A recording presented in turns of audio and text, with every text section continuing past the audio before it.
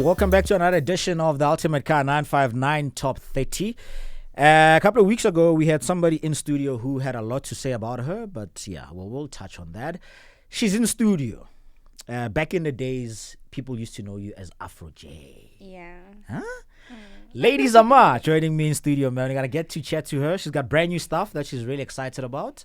We'll get to that. But, you know, for a lot of people who don't really follow you, they're probably thinking, Afro J, what is that, right? Before we even get to Afro J, is it true that you're a Tembisa girl, but you grew up in Mamelodi? No. Because that's what I was told. I was born in Tembisa, raised in Pretoria West. Not Mamelodi? Not Mamelodi. Where in Pretoria West? In West Park. West Park. Yes. Okay. And apparently you grew up speaking English. Yeah. I'm raising that because of the conversation we just had now off air. Right? English and Afrikaans. Yeah. Yeah, that was basically it. Yeah. Yeah. All right. Yamikani Janet Banda, Yeah. I'm told, right? Now, if you don't know what Yamikani means, it's a very special name. And apparently your dad gave it to you because of what happened when you were born. I don't really know why he gave it to me, but I do Yeah. know that it was like his mom's heritage because she's Cherryl. So when I was born, I think he just felt, you know, like I needed to have a vernacular name. Yeah. Yeah. What does 'cause it mean? It means praise. Yeah. Yeah. Hmm. As So a very commandment. interesting. Like it's almost like praise. Like yeah. When you were 6, apparently that's when you started playing around with music, singing and all of that. Yeah. True? Yeah, I did. I started I don't know, I was always drawn to music. So when I turned 6, my parents enrolled us in a school where there was a lot of music programs, and that's where I really like gravitated towards music. Yeah. But I wasn't aware Yeah. that I'm gravitating. It's just like something I sure. picked up, yeah.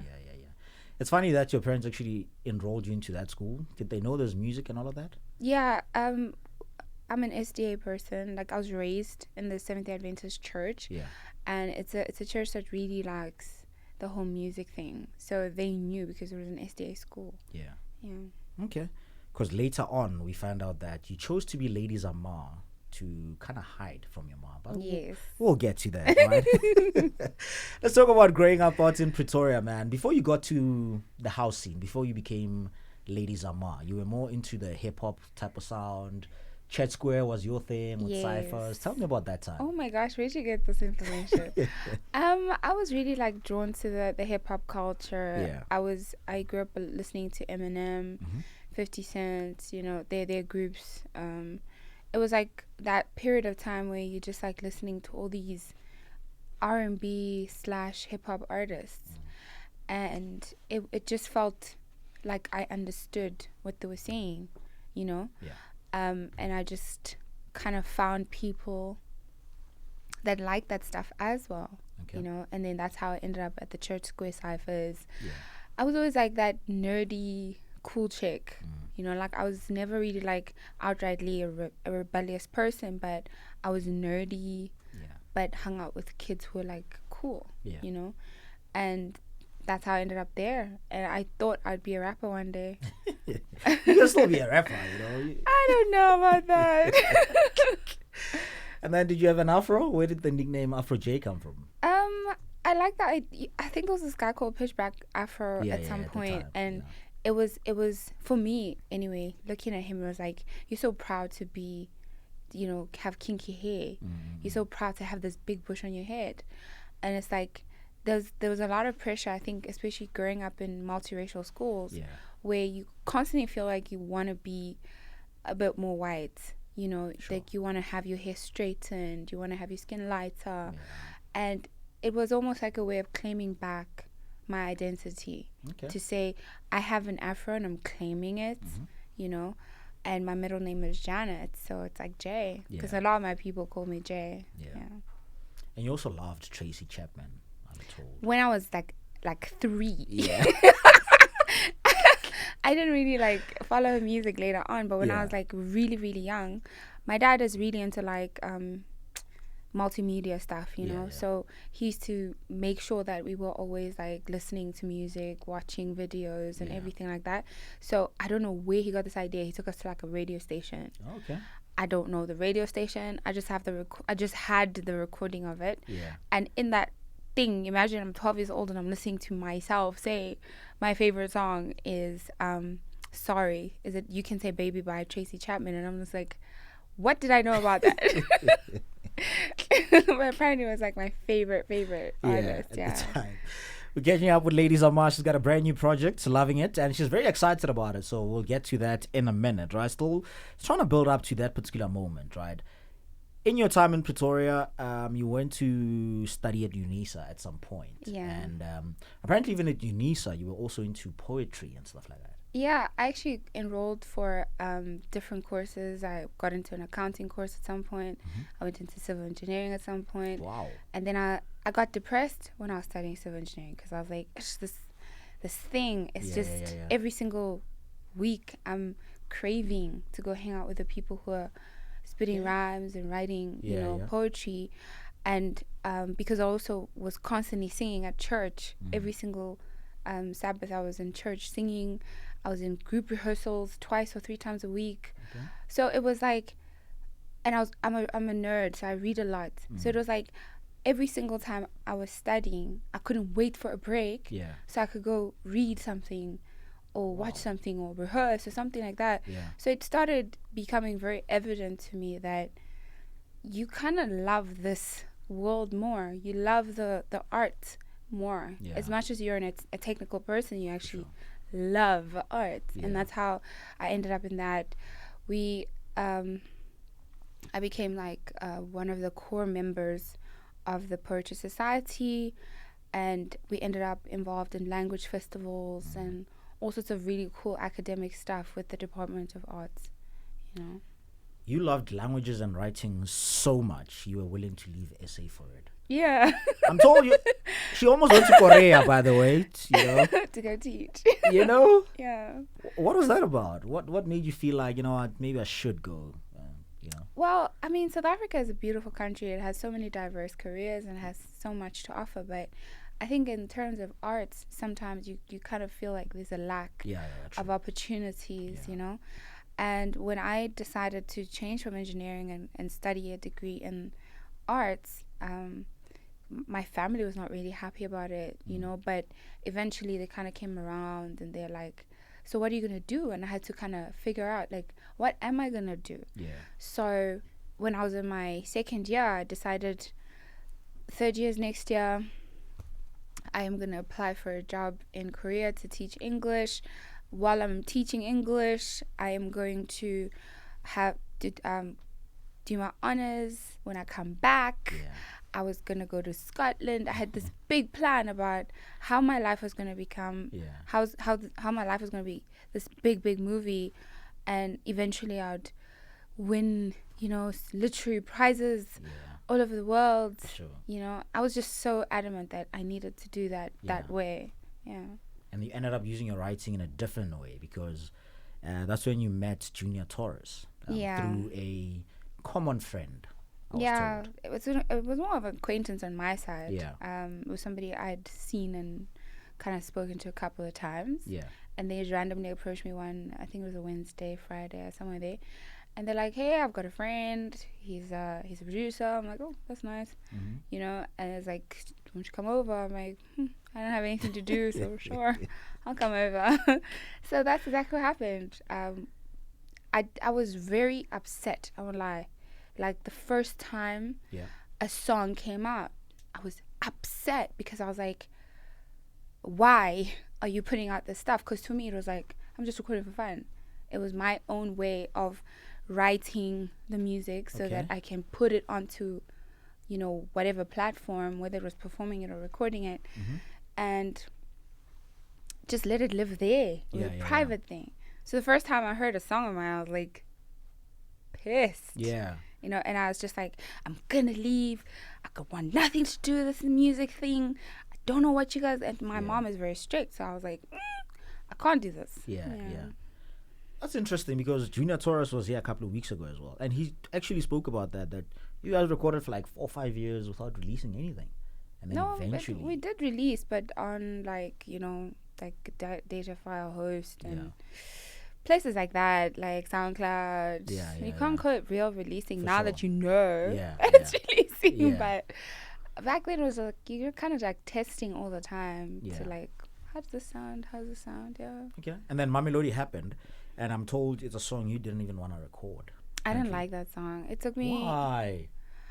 I don't know. I felt like it was just. It was not me. Yeah. You know, I grew up listening to country music, pop, hip hop, and all that stuff, and here's this annoying sound that is king, king, king, king the whole time, and I'm just like, ugh, the hell's this? But people had told me that I've got a knack for it. I seem to know how to acclimatize myself to this thing. Sure. And so when he had presented the song, I was irritated because I couldn't understand why and how I was supposed to approach it. Because to me, it was like, it's not straightforward, you know? And I remember recording the song was annoying as hell. And then I was about to give up, and then I went to the bathroom, washed my hands, took a deep breath, and I was like, you're going to do this? Yeah. And I came, and I just did that one take, and that was it. When it blows up, what went through your mind when the song blew up? Because it blew up after that. It took me, I won't lie, it took me a while to really accept the fact that I was becoming a popular person. Yeah. That the music I was making was becoming, it was hard because I have anxiety, you know? Okay. So it's like, I was home when I first saw that it was blowing up. Yeah. And I was just like, what the hell? I'm finishing my degree at this point, and I'm just like, what is this thing? And I had a chat with my mom, and she was like, just go back. And I was like, I don't want to do this. And she's like, try, you know? Eventually I got hyped up. June and I spoke about having like a Mamelodi tour. And then I was also at odds at the time with some members of my family. So I came back and I moved out of home. So it was my first time actually just leaving home as well. So it was like, it was really like a hard transition. Yeah. You know, I don't think I still do like being well known. Yeah. It's hard. That's very interesting, but we'll touch on that later, right? So Mamelodi obviously then became Cotton Candy, which became very popular as well. Yeah. And some of the songs on there are actually personal, because there's one song, and I heard this from Junior himself, that you wrote about his son. Oh my gosh, Zia. I think till today it's one of my favorite songs. Yeah. He had just gotten this baby boy, and he was really excited about the child, and I think I was also just excited for him. Like, oh my gosh, you have a kid. It was so weird because knowing Junior, I was like, you have a child. And he said to me, yeah, he wants to write a song. Yeah. And I was like, yeah, cool. And I wrote the song thinking, if this was my child, how would I? It's a beautiful song. Yeah. Yeah. And then another song that I really love is Remember. It's about people who have broken up and realized later on that they've actually made a mistake, you know. There's a song in there about some guy I was dating at the time. There's so many weird stuff in that album. Wow. The album, how much input did you have in putting it together in terms of the songs? Because at that time you had a lot of songs with Junior. Yeah, we had a lot of songs. I hardly had any input, to be fair. Yeah. It was... I never speak about our relationship. It was a very difficult relationship. Yeah. I'm a very open person, very friendly, very accommodating and stuff. So he's a very closed off person, very to himself. It was difficult to communicate. Yeah. And I remember the reason why we worked so well together is because I understood this one fundamental thing about the two of us. Yeah. Music was a passion. It was one of the things that united us. I could look past all of the other stuff. Yeah. Because I knew that at the core of it all, we understand each other when it comes to music. Yeah. You know, and I've always had that principle, and thank God for it, because they're not a lot of nice people that you'll meet in life in general, you know. And I have this thing, as long as you're passionate about the music, I'll work with you. Yeah. Yeah, we had like a huge fight over that particular album, and it was just not a nice experience at all, you know, because I was like, I have slaved away, I've written so much, and here I'm being told that I don't have the ear for this, I don't have the knack for this, I don't have the thing for this. And it's like, why am I in the situation in the first place. Yeah. And it was just a very difficult time, I won't lie. Like, my family was not happy with the situation. I wasn't happy with the situation. My friends didn't like the situation. Yeah. And it was just like, okay. So I had to kind of trust the label at the time that was handling the project, which is Cap City Records. Sure. I had to kind of trust that process and say, okay, fine. Let us do this. But I was over it. Yeah. By the time, before the album came out, I was completely over it. Is that when you decided you're going solo, or it took a while? I actually, the solo thing is, again, it's stuff I don't talk about. Like, right now, my heart is, like, beating. Because the story that I have is everything was going fine. Yes, the fight happened about the album, and the summers happened. You guys thought you were going to win that award. Didn't. The very next morning, you posted on Facebook that you're going solo. I actually, with no warning to anyone. I remember hoping to not win that award. You know, because I knew what the implications were if we had won. But the fight itself, it was like, we're compiling this album. Yeah. We had signed, I think, the licensing deal or something like that. And then I said the day that we had the fight, I said to him, I'm done. I'm not doing this anymore with you. Also, you did communicate that. Yeah, that was the first thing I said. It was a very loud communication. It was like, but it was clear. It's very clear. Okay. But I think, you know, I think sometimes, especially when you've had such a long-term working relationship, it's very hard to believe that someone can just pull out. And I really am like that. Once I get to a point where I'm like, it's over. You know, I don't care about the consequences. I'm done with you. Sure. So I think 2 days later, and that's when I decided I'm going to go solo, because I didn't want to do the album at all. Okay. But then 2 days later, Tippy, who was, I think they're still friends, I'm not sure, but they were friends at that time. Tippy calls me and he's like, let's talk. And I was like, okay, fine, let's talk. And we actually stood outside Blue Room in Pretoria, CBD. Yeah, Hatfield, no? Yeah, we stood outside there. And I told them, like, 6 months. I give you 6 months of my life with this album.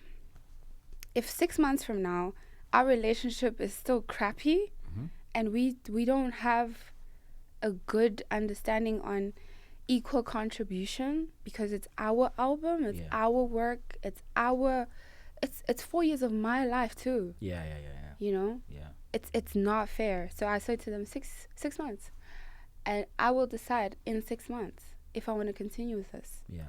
And so for the first 2-3 months, everything started seeming like I had an opinion and I had a say and I could say something. Yeah. And then towards the end, Gino became withdrawn. I don't know about his personal life. I know it wasn't work. Sure. You know? But I think he just became withdrawn. And for me, on my side, it just became very strained, because we have to travel together. For sure, yeah. Imagine traveling for 4 hours, you're not speaking. Nobody's talking to you, Yeah, so when we got to the Summers, I actually went with a friend of mine at the time, Tippy. We went together. We were very close at that time. And the whole time we're at the award ceremonies, from the Wednesday, I think, or the Thursday, he spoke to me the entire time. Really? So for me, it was like, I can't do this anymore. I can't keep forcing this thing where I don't even know how to reach this person. Yeah. And 100%, I'm not the easiest person to be around, because I'm very, like, pedantic about everything and I want things done a certain way. But with Gino, it was very different. I always will have respect for him. I think he's a very gifted producer, and I think his passion for music is unparalleled, you know. Yeah. But when it comes to the working relationship, I just decided, I had given my notice 6 months ago. It's 6 months today. I am done, you know. And so I just walked away from the whole thing. Yeah. You know what they say, right? There's 3 sides to a story. There's his, there's hers, and the truth. So I think the truth is the God view, look, the overall view. Yeah, we can't decide, you know. But I'm glad you actually addressed it, because no. But the thing is, what I've never wanted is for people to think any less of Gino Taurus. Yeah. Gino Taurus is literally the person that allowed me to fully kind of realize that I wanted to do this. Yeah. If he had not been the person he is, I would not be here today because I would have given up. If I had met someone else and worked with someone else, I would have not gone into probably the be in music. South Korea right Yeah, now. I would have quit. I would be like, psh, whatever, I'm out, you know? Yeah. So he's amazing. Just wrapping all of that up, right? The fight, chances are, is about the songs and all of that. What songs did you want on the album? Wow. Because you had a lot. Yeah, but I don't want to talk about it. Okay, fine. Let's leave it. Fast forward, you did Charlotte. You did the song Criminal with Mshega. And then your own album came out. Yes. King Zamar. That was one of the best times of my life. Yeah. It was, I think for me, it was just proving to people. Because I worked with Prince KB. Yeah. I'd actually met him when I was working with Junior. And he had that song, Mojapelo. Yes. You know? And I was like, super cool vibes. Because every single day I heard it outside the window. For sure, yeah. And Mshega had that other song. I think it was a whistle with song. UCN, It was super cool. So when I started working with Prince KB, it was that thing of I just wanted to see if I can be compatible with other producers. You know, I wanted to feel their tastes, feel their, feel it out. Yeah. And Prince and I, we've actually got like a really good relationship from my side. I don't know about him because I don't hang out in his circles. Sure. But we've got a really good relationship. And with Mshega at the time, we had a really good relationship. It was just like, I was curious. Yeah. So we did these 2 songs. But then after that, it was like, I had this hunger. Like, I've never wanted to do this. Yeah. But for the first time ever, I think I do. I think I actually want to go into this thing myself and see how it feels to work with people that I don't know. For sure. And try put together an album. And King Zamar was actually recorded like I think 3 different times because I recorded some of the songs. I'd written some of the songs when I was working with Junior. And then I wrote some of the songs and I started working with other different producers, but their sounds were not coming right. So I'm like, how am I going to get the right sound? Because I knew the sound I wanted. And then I bumped into a person called Jump Hope, and we worked together throughout the project with a few other producers here and there, DJ 40, King P, a couple of other people. And eventually we hooked up with Dr. Maruti and we created this beautiful album. Yeah. It was so beautiful, it actually went gold. Platinum. Oh, it's platinum now. Yeah, double. Damn. And you almost quit. You almost quit. Yeah, I mean, I have bouts of quitting every year. Like every single year. Did you thank Mshega and Prince KB because they kind of rekindled that thing in you? Yeah. And the 2 songs, obviously. Mshega and I were really close. Like when we did Criminal, it was like, he's a really good producer as well, and I think I'll always be very grateful for them coming into my life at that point and giving me this new lease in life almost. Yeah. Do you now have a say in some of your music based on what you've been through coming up? Do they have a? Do you have a say now in a lot of the stuff that goes into your music? Do you feel like now, you're part of the... I took back my power immediately when I started with King Zamar. I was so tired of having to listen to somebody. So I took back a lot of that and I learned as much as I possibly could. Yeah. Because I understood that information is power. Sure. So I learned about publishing. I learned about royalties. I learned about the processes. What are the frequencies? What are the technical parts of it? So I learned a lot, and I found myself in so many different disputes with producers because a lot of people who release music are actually not doing well with information. Some people just put it out there and expect certain things to just fall into place. As a female in South African music, you come there with the writing, the melodies, and somehow a lot of male producers think that you didn't contribute anything. It's the wildest thing for me. It's like, hold on. If you took that beat to somebody else, this would be a totally different song. For sure, yeah. So if you can take a beat and it'll be 5 different songs to 5 different people and you pick the one that's the best, that means that person is the one that kind of created that thing.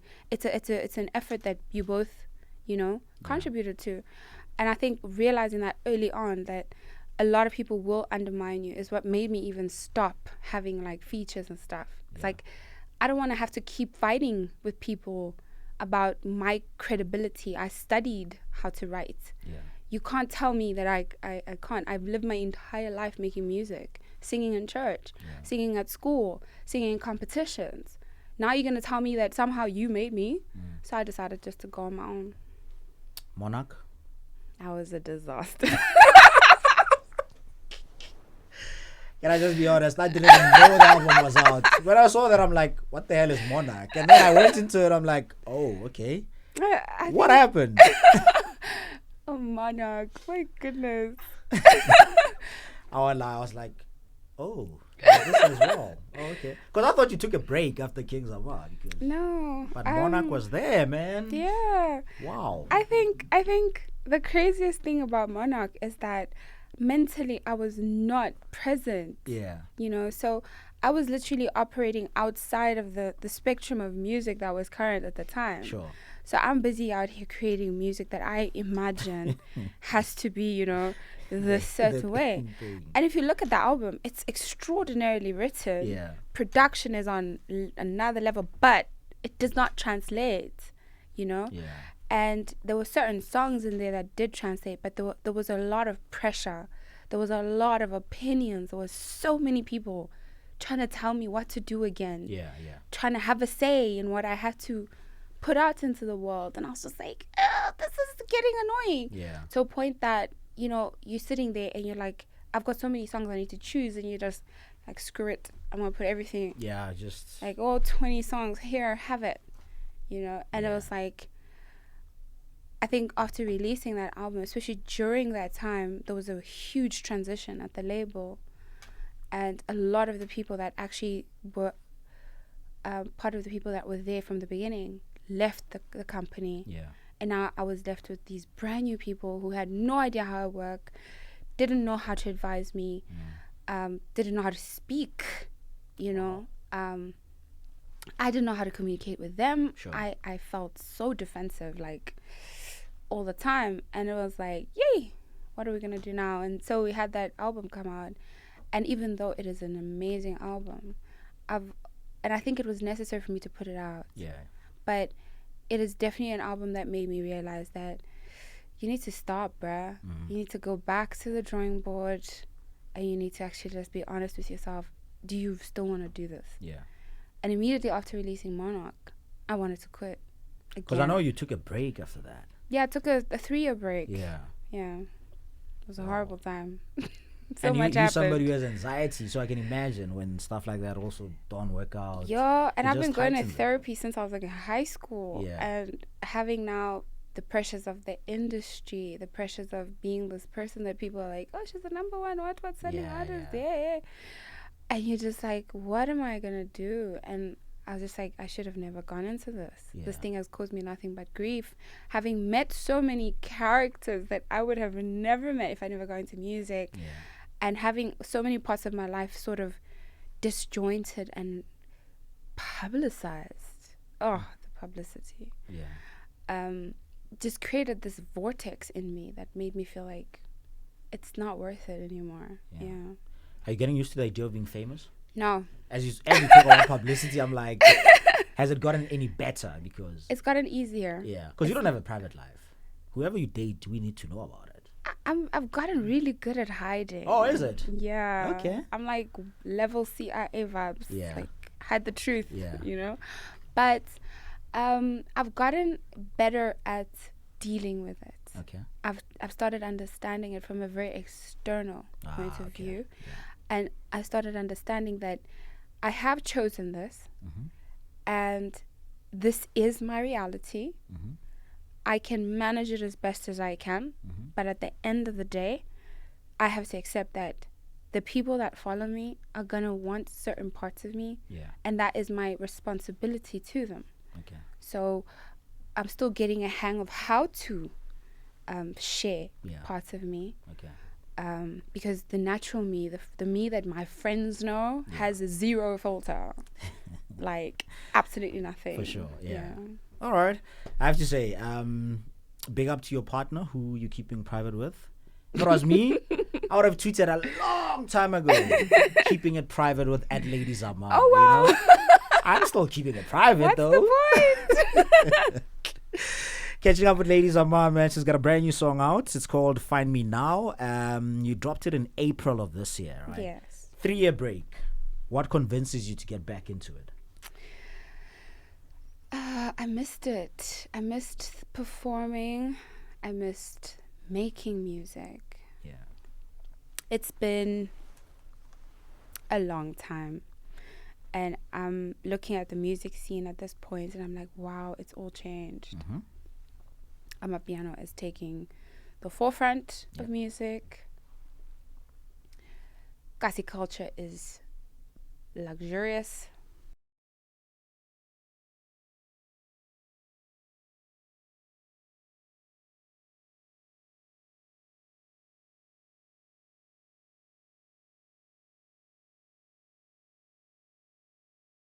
Find Me Now is the name of a brand new song. It dropped in April 2022. We'll find out what that is about. And is there going to be an piano flavor to Lady Zamar? That's the big question. Will she know how to approach that?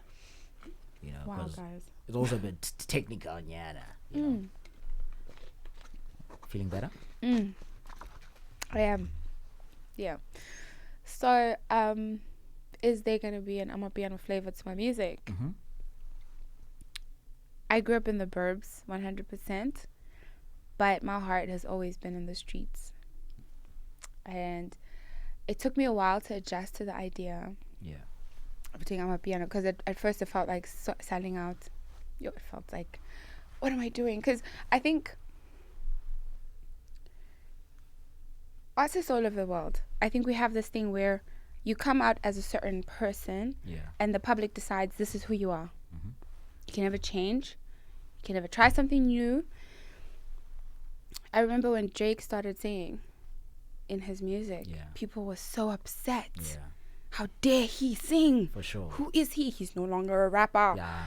And it's like, that is the problem. You're dealing with people that have so much expectations of you. Mm-hmm. They don't want you to change because you represent something to them. And I had to take a very, very long, hard look at my life and say, did you come into this as a genre or did you come into this as a musician? Yeah.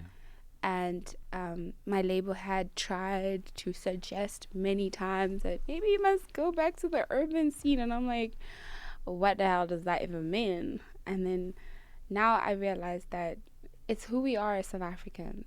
Amapiano is literally at this point the best representation of how we feel as a society. And my responsibility as an artist is to reflect the times. I can't be out here pretending like it doesn't exist. You know? So definitely Amapiano is going to be in my music, but not as a, oh my gosh, I'm taking over or something like that. Sure. It's more like showing respect to the music. I think it's almost disrespectful for as a dance artist to not take that into consideration. That Amapiano is the voice of the people right now. Yeah. And wrapping it up, what is Find Me Now all about? What's the song? Who did you work with? And more importantly, are we going to have an album that does better than Monarch? 100%. Everything will do better than Monarch. No shade to the album. It's a beautiful piece of work, but it was definitely not, like, my gosh. We're going to have a new project this year. And this is definitely going to do well. Mm-hmm. It is more honest. It is more holistically familiar. Mm-hmm. And it is a version of me that has gone through everything you can throw at a South African artist in this country and has come out the other side without any physical or mental repercussions, So definitely. Find Me Now is really a song that is, how would you put it? My whole life I've looked for love, searched for it, because I believe that love is the highest calling. And coming out of the pandemic, coming out of the spotlight, coming out of that thing made me realize that self-love is more important than having someone love you, because you can have someone love you so much, but if you do not recognize it in yourself, it's useless. For sure. So the song is really that, saying, I know that I'm weak and I know that I love, but I need to find me now, you know? Yeah. I need to figure me out, you know? And I think this entire album for me is a journey into that, into the self. It's a journey into the insecurities, into the parts of my mind that I've never allowed myself to fully explore. Yeah. You know, because I've always lived in this fantasy land where everyone is perfect. During the pandemic, I think one of the most shocking things I realized is how many people are in pain and how many people are suffering. Yeah. And we saw the riots, we saw the killing, we saw the femicide go up, we saw so much happening. And you see now how broken our society is. And because now you can see it in other people, you kind of have to recognize it in yourself and say, oh my gosh, well, maybe I'm also not that great. And maybe there's parts of me that are missing. And I have to figure those parts out. So this entire album is a journey into how do we get from these versions of ourselves that kind of never stopped to this version of ourselves post-pandemic, where we're constantly now searching, and it's a lifetime thing. Yeah. You can't even say, I'm going to find myself. There's no such thing.